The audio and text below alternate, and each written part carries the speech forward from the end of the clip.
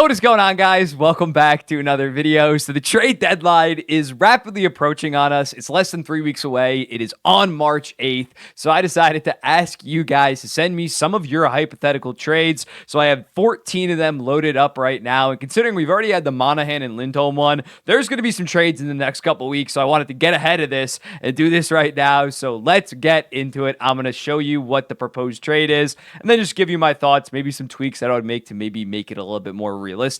And thank you guys so much for submitting. I got like 65 of these. I cut it down to 14 because we can't go through 60 goddamn trades. So up first, we're starting with the biggest one, maybe, with the UC Saros deal. This is UC Saros heading to the Devils, as well as Tyson Barrie for Holtz, a 2024 first and a 2025 second. First off, we can't have Tyson Barrie in this. I'm just going to get rid of him for this. That's the one thing, like with salary cap and all that's not going to work, considering he is making like $4 million. And the Devils don't need a guy like Tyson Barrie as much as he is a decent offensive defenseman. They don't need him. So let's just revise this again. UC Saros for Holtz, a first and a 2025 second. You might have to throw in some salary cap filler for that if you're going to get UC Saros who's making $5 million, but we can make that work. When looking at the overall framework of that deal, which would obviously be Holtz, a first and a second, I think it's a pretty decent return. When looking at Alexander Holtz, he's putting up almost half a point per game in like a bottom six role. Lindy Ruff is not playing this kid as much as he should. He is producing at such a high rate in terms of even strength. He's like fourth on the team in even strength goals and like sixth on the team in even strength assists. He should be playing 14, 15 minutes a night. He's only 21 years old. So I think that he is one of the better young talents that you probably could get for a UC Saros, as well as that first round pick. This isn't the Devils of last year where they're safely in a playoff spot. That first round pick could be between 14 to 18, 20 overall. So that's a pretty high first overall pick, as well as that second. I think it's kind of fair value. You get a future. Holtz should at least be a good second liner at this point, as well as a decently high mid first round pick and a second round pick. I think that's solid. And obviously for New Jersey, you take UC Saros. In this deal, they would be sending Vanacek back. That's the solve of this, because Vanacek makes like $3.4 million with Dougie Hamilton's LTIR money. That's the trade. Vanacek, Holtz, a first and a second. It just came to me. So I think that makes sense for both parties, if I'm going to be honest. You maybe could get a little bit more for UC Saros, considering he has a year left at $5 million, but not the worst deal. Very solid deal. I like the framework. The next deal that we have is Adam Henrique in the fourth round pick, heading to the Boston Bruins for a first and a second. This is interesting because, coming into the season, we assumed that the Boston Bruins were going to have to be hunting for a center on the trade market, considering Bergeron obviously retired, Krejci retired. Coyle has kind of stepped up and been like a 65 point, 70-ish point pace guy right now. He, while not a legit number one center, has been very solid, as well as Pavel Zacha having another season. I think Adam Henrique would definitely be a good add for this Boston Bruins team, but at the price of a first and second, maybe if it was just a first, I could see it making sense. Adam Henrique is a veteran that has playoff experience, solid two-way guy. I don't hate it, but if they were in the Elias Lindholm sweepstakes, I think that'd be a good fit because he is such a clear upgrade over a Pavel Zacha. Is Adam Henrique a massive upgrade over Pavel Zacha? I don't know about that, but if they do end up just wanting any type of forward, I think Adam Henrique for a first-round pick would make a decent amount of sense. Adam Henrique would be a great Bruin, in my opinion, in terms of a solid two-way guy that's not afraid to get into dirty situations. Chris Tanev trade. We have Tanev heading to the Leafs for Robertson in a second-round pick. That makes a lot of sense for me. I mean, you might not even have to include Robertson at this point. I think a second round, maybe you could just change that to a second and a third round pick. I'm not too sure about the Leafs draft picks. I don't think they have their second this year from the Mark Giordano trade still, but you would obviously give up that 2025 second. It makes sense. Leafs are definitely looking to acquire a potential defenseman. They have been rumored in the Chris Tanev things. And when looking at it, it doesn't get better in terms of a defensive defenseman on the market right now, considering a TJ Brody kind of has fallen off defensively. I do like that fit of a Chris Tanev sliding into Toronto, and he's definitely not worth the first round pick for. So Nick Robertson in a second round pick, it makes a lot of sense. We got a Morgan Frost trade to Colorado for a 2024 first. Sean Behrens and I probably just botched the name, and Ryan Johansson. Ryan Johansson is going to be a little bit tough considering he has $4 million next year as well. If you're Colorado, you'd probably have to give up another second round pick, maybe just to get Ryan Johansson's cap hit off the books next year. But I do like the idea of them getting a guy like Morgan Frost that's only making $2.1 million this year and next, and would be an upgrade over Ryan Johansson, and maybe can elevate his game even more considering he's only 24, 25 years old. So that's definitely an interesting kind of fix in terms of their potential second line center. I like the deal a lot. Next up, Jacob Chychrun to Vegas for a 2024 first and a third, I assume that means, for McNabb. Oh my God. McCabe. I'm thinking Jake McCabe. And or Martinez and Danil Chaika. When looking at this, I think it would be Alec Martinez. His cap hit matches up just about with Jacob Chychrun. So when looking at that, I think a first and a second round pick for the first and a second in Alec Martinez for Jacob Chychrun would make a lot of sense. It would be slightly less than what the Ottawa Senators paid for Jacob Chychrun, which was the first and 2 seconds. So I think that makes sense in terms of Vegas. You got a guy like Chychrun that has a year and another year after this at only $4.6 million. I really like that for them. They don't really need goaltending right now. Obviously, Aiden Hill's balling out. In terms of their forward core, it is still pretty deep, but their defense core is starting to get up there in age. So bringing in a guy like Chychrun while Pietrangelo kind of fades out and not really that number one defenseman anymore, I think that deal makes sense. A Buchnevich trade for a 2024 first and Scott Morrow in a second. This would be the Carolina Hurricanes. If I'm the Carolina Hurricanes, I'm targeting a center. I don't think that they need, as much as I love Buchnevich, I think he's a very underrated player, one of the better two-way wingers in the entire NHL, and I do think he would be a pretty good fit in Carolina. I think they should have been in the Lindholm sweepstakes. Last year, they should have been in the Ryan O'Reilly sweepstakes. They need to fortify their second line center position. But at this price, it is a pretty hefty price, not going to lie, but Buchnevich does have another year at only $5.8 million. Scott Morrow is a very solid college defenseman, a junior at UMass Amherst, been putting up around point per game this season.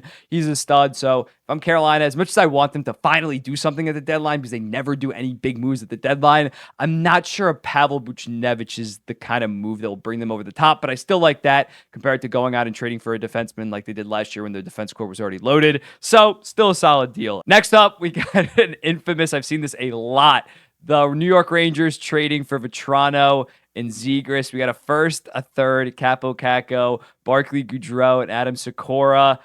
I can't get behind this. I don't think that this is enough, considering just trading away Barclay Goodrow would probably cost you a first round pick. So I think the framework of, if it was just Kako, a first, a third, and Sikora for Vetrano and Zegras, I think that would be fine.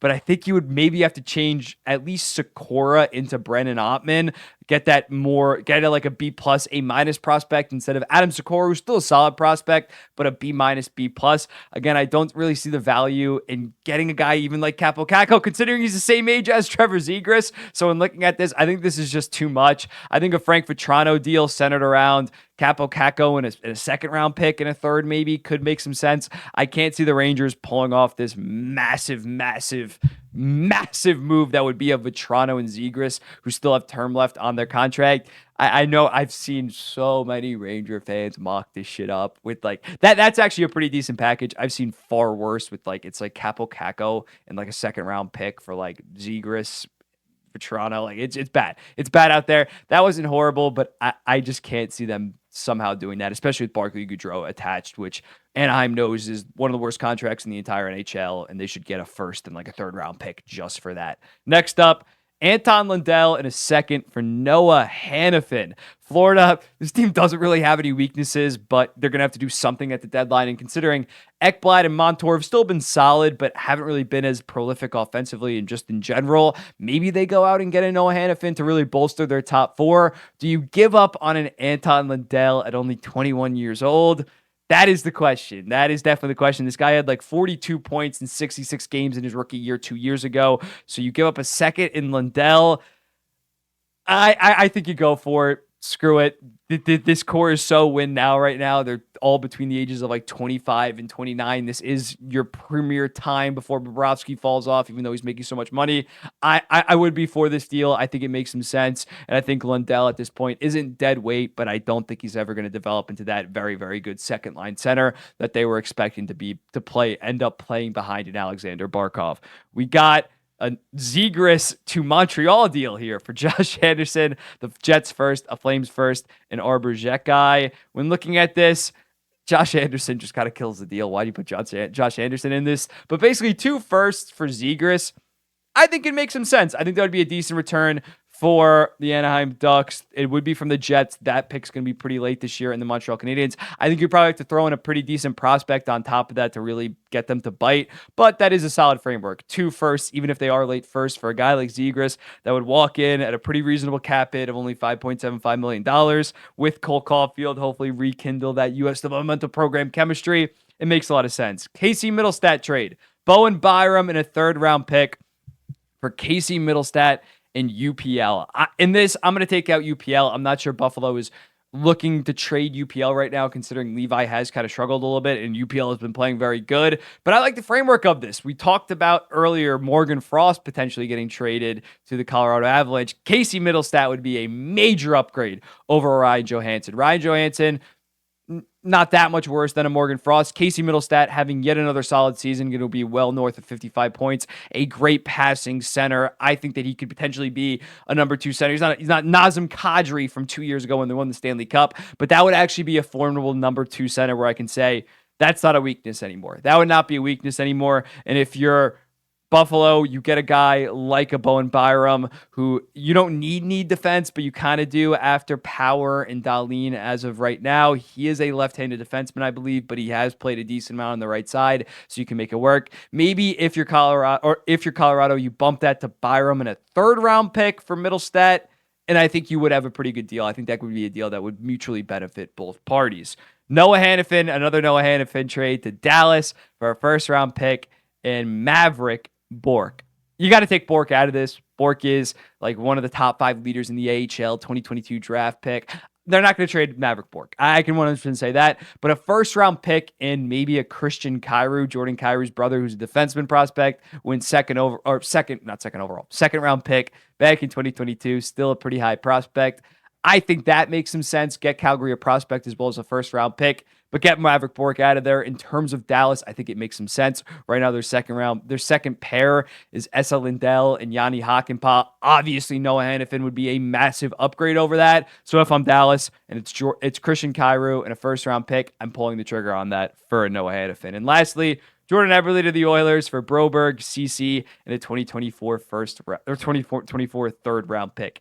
This would obviously have to be something different. Maybe Cody CC in a 1st-round pick. I think Seattle doesn't really have any need for Philip Broberg. They would just want the pick. But I really like the fit of Broberg back in Edmonton in terms of a 2nd liner, maybe even move him down to the 3rd liner because your top 9 would be so deep. But I think Eberle, considering he has been a pretty elite playoff performer ever since he left the Edmonton Oilers, he was very good for my Islanders last year, very good for the Seattle Kraken. I think it would make some sense. And to give up your 1st-round pick for him and CC, who's basically just dead weight, you would have to find someone to replace him also, but you can easily do that. I think that would make some sense for both parties. But yeah, let me know in the comments. What do you think about these hypothetical trades? Drop some hypotheticals in the comments, and I'll let you know if they're absolutely crazy and horrible, or if I potentially think it would make sense for both parties. I'll be seeing you in the next one.